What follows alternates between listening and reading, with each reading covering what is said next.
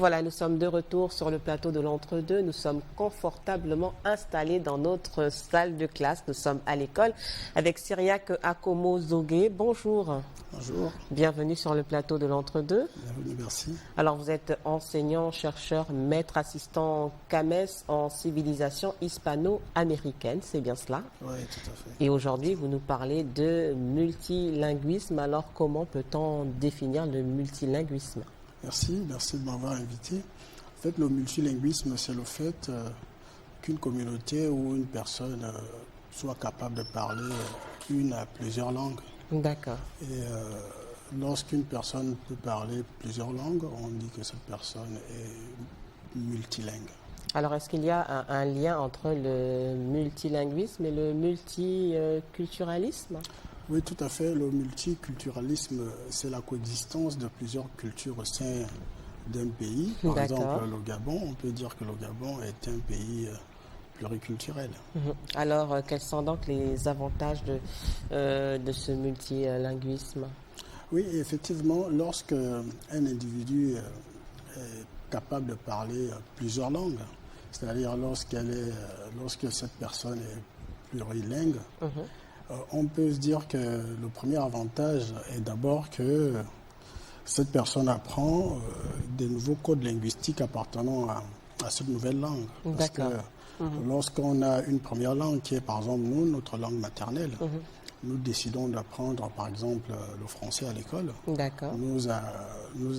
Nous assimilons des codes linguistiques issus de la langue française. Et c'est forcément enrichissant.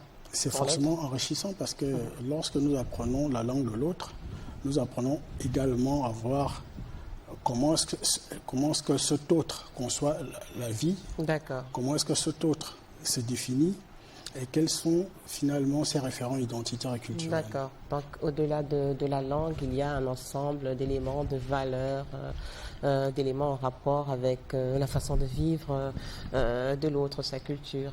Tout à fait, puisque c'est la culture qui est le vecteur de la langue et le vecteur, le véhicule de toute une identité, de toute une culture. Et donc, lorsque nous parlons effectivement la langue de l'autre, ou une nouvelle langue, nous apprenons aussi la culture de cette société, de ce peuple, à partir de ses expressions idiomatiques, de ses routines, de ses idiotismes. Bref, nous apprenons une nouvelle façon de voir le monde, de dire le monde et de la concevoir. Alors c'est donc une erreur de ne songer qu'au multilinguisme lorsqu'il est question d'apprendre une langue étrangère, l'anglais, l'espagnol, l'italien. On peut parler de multilinguisme également à l'échelle nationale. Je suis Pounou, je suis Téké.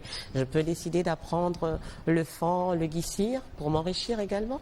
Ah ben tout à fait, parce que bon, sauf si d'aucuns ne considèrent pas nos langues nationales comme étant des langues. Pour moi, ce sont des langues parce que ces langues-là peuvent s'apprendre. Et la plupart d'entre elles sont déjà transcrites sur des supports. Donc j'ai des livres aussi bien en Pounou, en Guissir, en Isangou.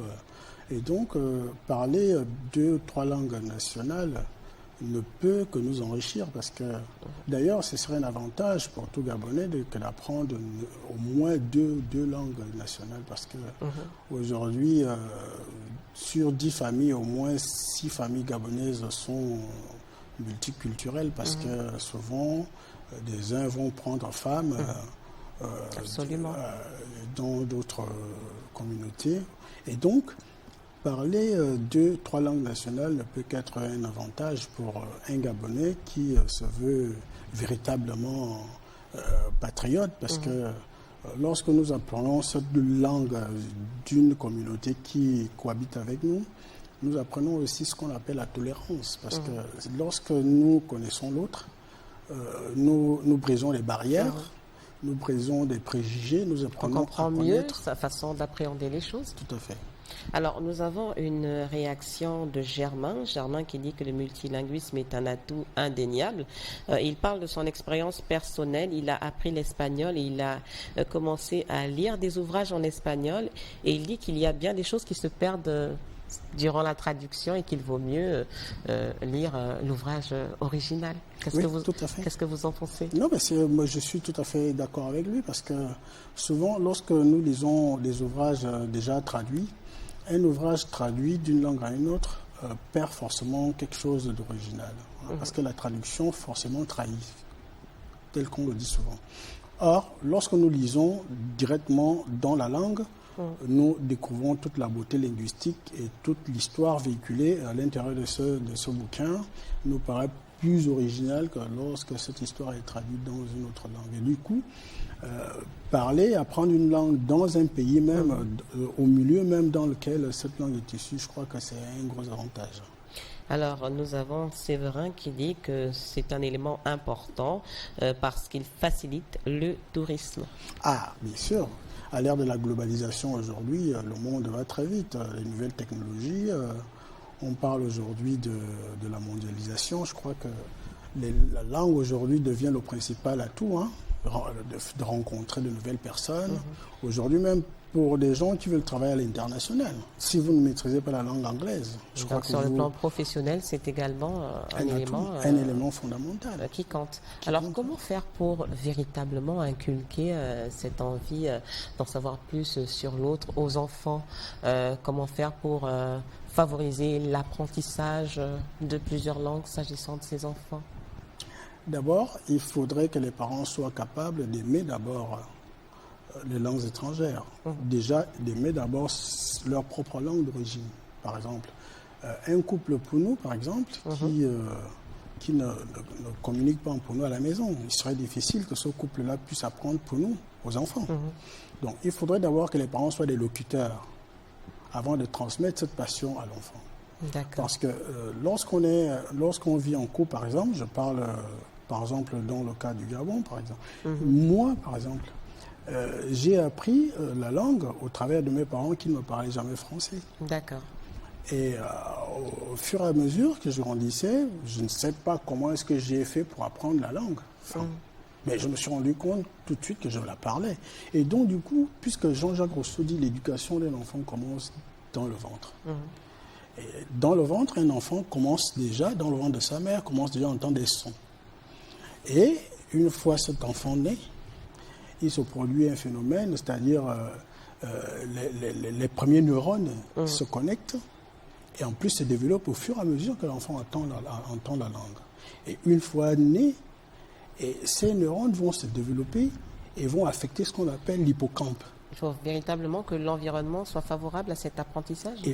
Effectivement, parce que si l'enfant n'entend pas la langue à la maison, alors, il ne pourra pas la maîtriser. Nous avons Evelyne qui vous demande si opter pour inscrire son enfant dans une école primaire bilingue serait une façon de favoriser cet apprentissage d'une autre langue. Oui. Déjà, il y a des écoles, effectivement, qui peuvent aider les parents à acquérir une nouvelle langue, mais aussi et surtout la maison. La maison, c'est-à-dire dès que l'enfant sort de l'école, essayer de demander à cet enfant de répéter ce qu'il avait à l'école. D'accord. Et entamer quelques conversations. Parce que j'ai un enfant de 2 ans à la maison. Et de temps en temps, je lui parle souvent sa mère lui parle français, moi je parle le fond et l'espagnol de temps en temps. L'enfant comprend tout ce que je lui dis en espagnol aujourd'hui. Le vocabulaire simple, il va prendre de l'eau, bonjour, bonsoir, viens t'asseoir. Je fais la même chose, enfant, depuis qu'il est né. Je me suis dit, j'essaie de faire un défi pour cet enfant qui va naître. Il a 2 ans et depuis qu'il est né, je lui ai jamais parlé français. D'accord. Je laisse le français à sa mère et ses petits frères, mais moi, l'espagnol le font. Aujourd'hui, l'enfant comprend les 3 langues. Il faut donc l'implication des 2 parents pour que l'apprentissage soit facilité.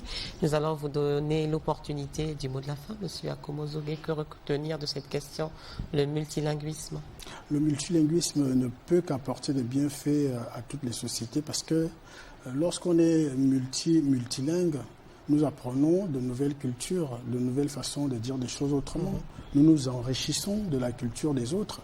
Et c'est aussi une façon d'apprendre la tolérance, c'est-à-dire accepter l'autre. C'est aussi une façon de développer ce qu'on appelle l'empathie, la capacité de ressentir ce que l'autre ressent lorsqu'il dit les mots dans sa langue. Donc du coup, je crois que c'est une chance pour le Gabon d'être un pays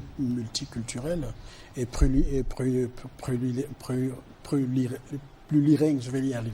Oui. Alors, on dira muchas gracias pour Muchas l'espagnol, et gracias. pour le franc, on dira Akiba ou Abora. Akiba, Abora, Akewa, Adiboti, comme vous voulez. Merci infiniment. En tout cas, nous étions en compagnie de Cyriaque Akomo Zogué, enseignant, chercheur, maître assistant CAMES en civilisation hispano-américaine. Monsieur Cyriaque Akomo Zogué, c'est avec vous que se referme agréablement l'entre-deux. Ce n'est que partie remise.